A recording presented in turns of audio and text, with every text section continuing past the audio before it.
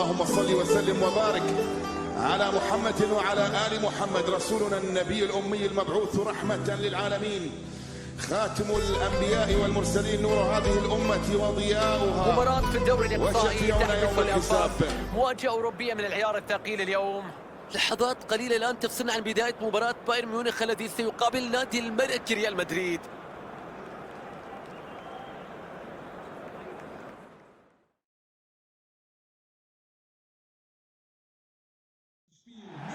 اهلا بكم مشاهدينا في اجواء رائعه جدا، نتمنى بان تكون المباراه مثيره. ايضا محبكم فارس عوض سيكون معكم في تغطيه لمجريات هذا اللقاء، واليوم موعدنا مع مباراه الذهاب لدور 16 من هذه المسابقه.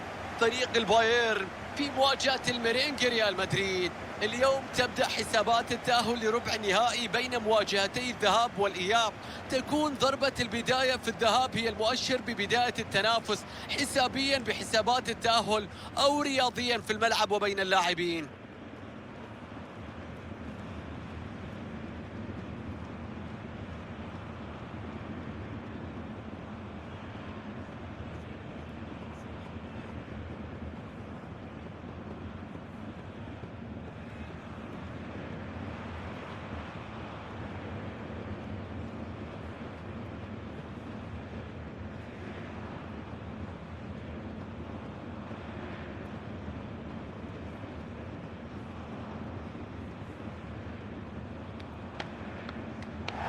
واحد من أفضل الفرق اللي تطبق الضغط على الخصم، ما تترك أي فرصة ولا وقت للتمرير. الضغط الدائم على حامل الكرة في كل مكان في الملعب دائما يعطيهم أفضلية في استعادة الكرة بشكل سريع في حالة فقدانها.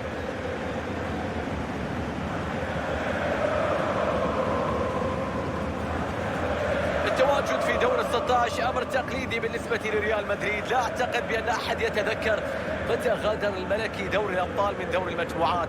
الكل يعرف بأن مكانه محجوز دائما مع الكبار في الأدوار الإقصائية، وريال مدريد يعتبر هو بطل هذه المواجهات ويعرف كيف يتعامل معها. لكن كل هذا لا يعني بأن ريال مدريد يملك بطاقة التأهل. الملعب هو الفيصل في ذلك، وخبرة ريال مدريد تجعل كفته هي الأرجح وتجعل الفريق المرشح. تشكيلة ريال مدريد الآن أمام حضراتكم. الفريق اليوم راح يلعب بطريقة 4-4-2 مع دعم هجومي.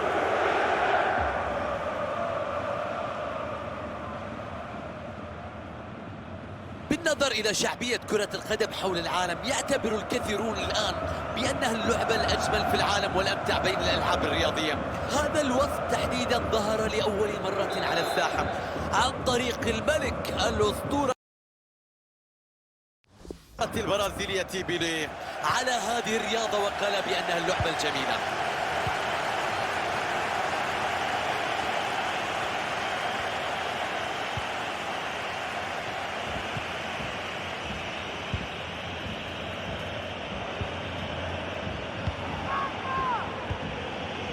كريم بنزيما، تدخل ناجح على الكرة. دوري أبطال أوروبا، صفرة الحكم بتوقف اللعب بسبب وجود لاعب مصاب في الملعب.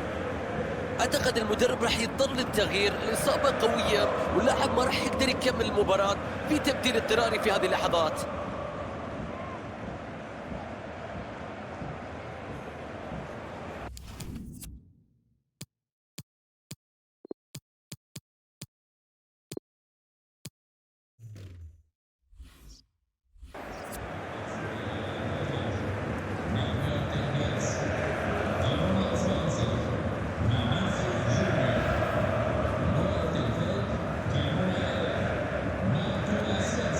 الآن نستعد لإسقاط الكرة لاستعادة اللعب مرة أخرى. الحارس يخرج بنجاح ويمسك بالكرة. تشتيت الكرة بعيدا عن المنطقة. غوريتسكا، الكرة ملعوبة إلى جنابري.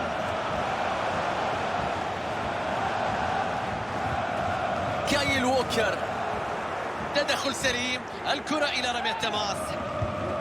جميل تبادل الكرة. صراع بدني في اللقطة في محاولة الحصول على الكرة.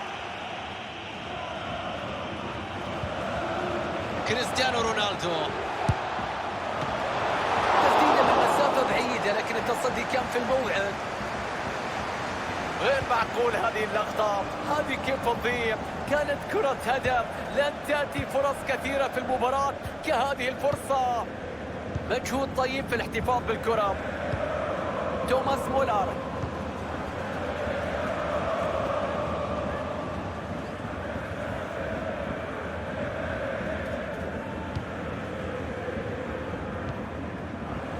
رودريغو، كرة داخل المنطقة. ننتظر طريقة تنفيذ الضربة الركنية. بيلعب الكرة إلى منتصف ال 18. انتهت الضربة الركنية، نجحوا في الإبعاد. نيكولاس زولا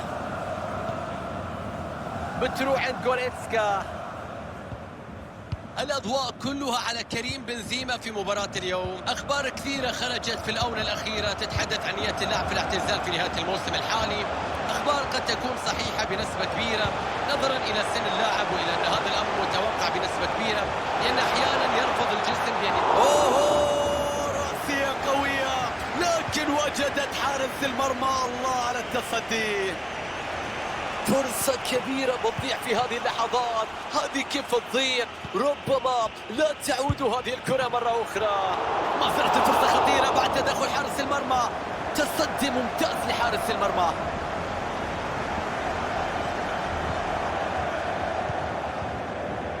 جوريسكا، ملعوبة إلى توماس مولر. بايرن ميونخ يهاجم الآن.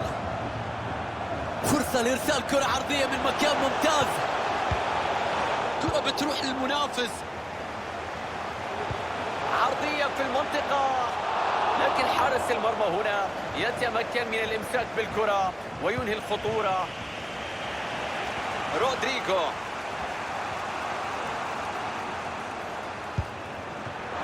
خطيرة لكريستيانو، والهدف الأول يأتي. كريستيانو رونالدو يتقدم لفريقه ويشعل الأجواء. نشوف الهدف هنا مرة أخرى. كرة راحت في الزاوية البعيدة، التصدي لها راح يكون صعب جدا. ترتد الكرة ومن ثم تأتي المتابعة والكرة في الشباك. هدف في منتهى الروعة.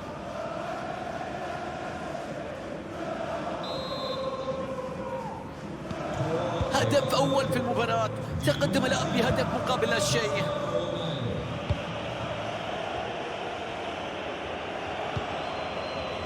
كايل ووكر تصل إلى جنابري. سيرجي جنابري.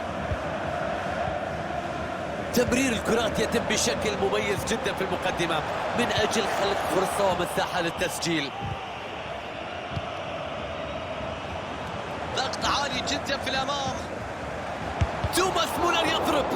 اعتراض ناجح للكرة. عمل جميل.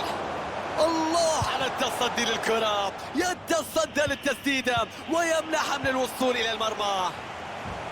كومان بيلعبها. فشل الفريق في تحضير اللعب. المنافس يسيطر على الكرة. كومان، يا رب، سجلها ليفاندوفسكي.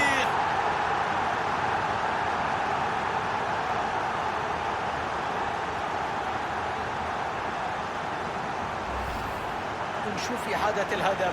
شوف التيكي تاكا، يا سلام على عملية البناء، ومن ثم النهاية بعد ذلك من ليفاندوفسكي في المرمى.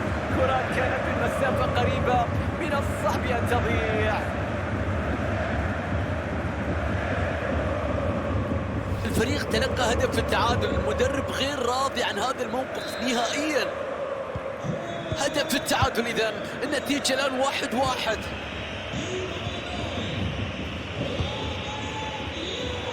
هجمة مع ريال مدريد. كرة داخل المنطقة. يا رب، هدف للريال.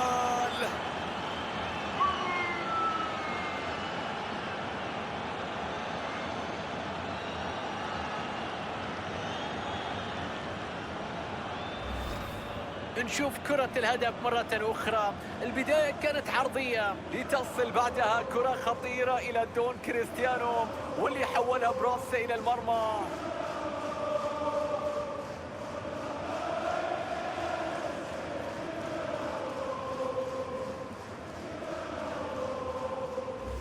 سعادة واضحة على المدرب بهذا الهدف وبهذا التقدم.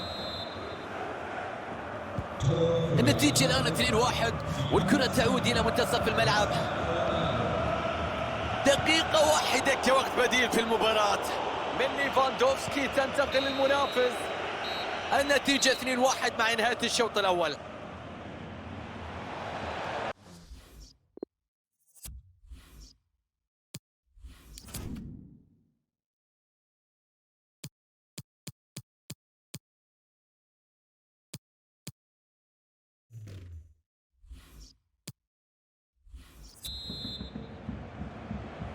عودة إلى أجواء الملعب والمباراة مع شوط المباراة الثاني من لقاء ذهاب ثم النهائي دوري أبطال أوروبا. أجواء كانت مثالية في الشوط الأول وبالتأكيد لن تتغير في الشوط الثاني، لكن نتمنى بأن تكون المباراة أقوى من الجانبين. جميل الكرة البينية، الله على النطرة. كرة تقف عند حارس المرمى بدون أي مشاكل.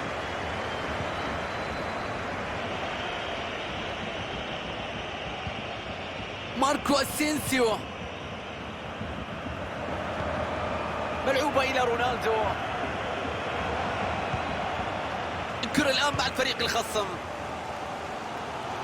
في تسريبات صحفية تفيد بأن نادي بروسيا مونشنجلادباخ قريب من التعاقد مع لاعب جديد. كل فريق يسعى لحسم الصفقات لصالحه ويحاول دعم مراكز الضعف عنده بالخيارات المتاحة في السوق. كينغسلي كومان، وكرة في المرمى. هدف التعادل من البايرن. راح نشوف الهدف مرة أخرى بداية من هذه التمريرة البينية.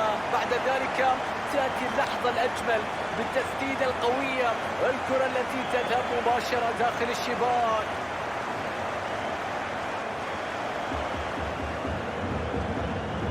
المدرب في وضع مقلق بالنسبة له بعد تلقي فريقه هدف تعادل. الأمور صارت صعبة بالنسبة له.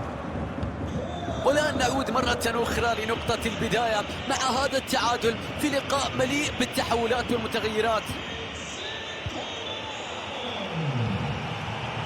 ماركو أسينسيو، انطلاقة هجومية لريال مدريد.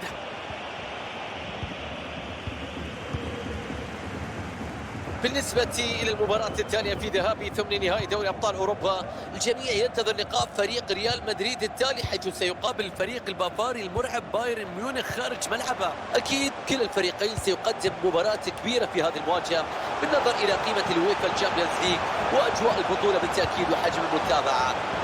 العرضية لم تكن مثالية وبالتالي تنتهي ليد حارس المرمى.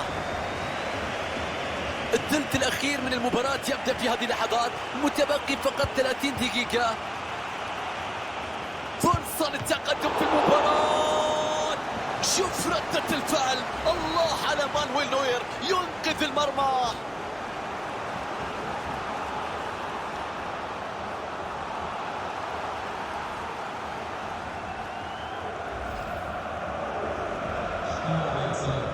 المدرب راح يدفع بلاعب بديل في الدقائق القادمة. انتهت الخطورة وضاعت الكرة ركنية.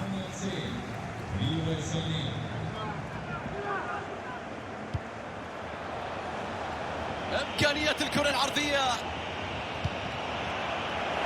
اعتراض وتشتيت الكرة، كان ممكن تشكل خطورة.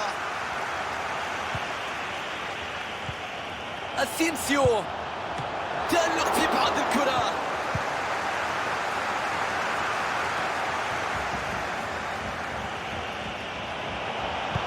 شوف التدافع للحصول على الكرة.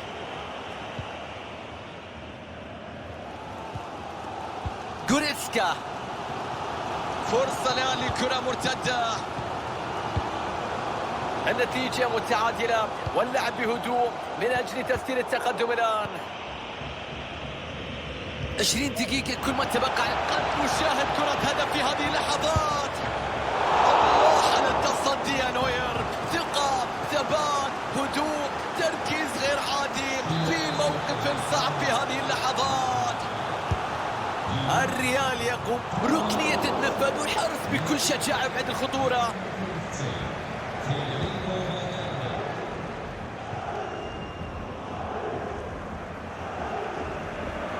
محاولة هجومية قد تشكل خطورة من جانب كومان. اوهو القائم في المرة الثانية.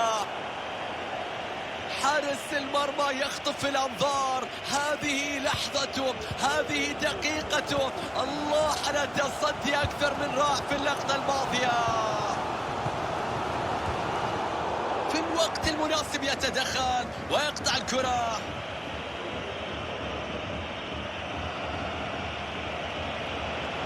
كريستيانو بيعدي بشكل ممتاز. يا عيني يا كريستيانو.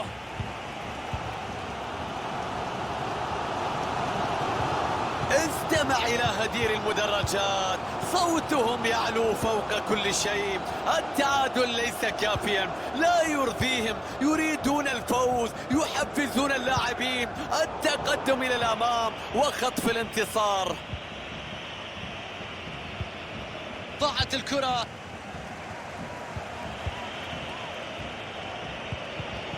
اعتراض للكرة. 5 دقائق كل ما يفصلنا عن الوقت الأصلي لنهاية هذه المباراة والتعادل مستمر في النتيجة. هجوم منظم للبايرن قد اوه يا سلام على حارس المرمى. تصدي ممتاز يحافظ على التعادل في وقت صعب من المباراة. تغيير الآن من الطرفين، كل فريق يحاول ضخ دماء جديدة في المباراة. تعامل جيد في إبعاد الضربة الركنية.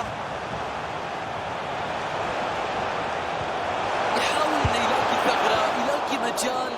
الله على التصدي من كورتوا. بينية خطيرة من بنزيما. مستحيل يسجلون هدف التقدم في وقت قاتل. لا مجال للتعويض، انتهى كل شيء. هذا هو هدف الفوز.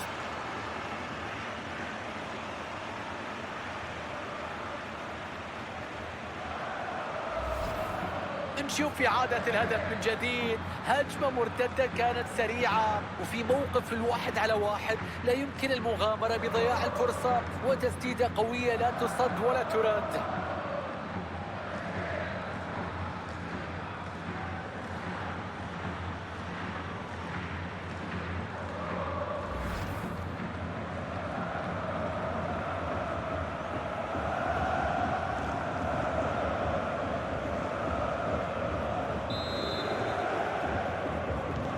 نتيجة اللقاء 3 أهداف مقابل هدفين، هدف وحيد يفصل بين الفريقين حتى الآن.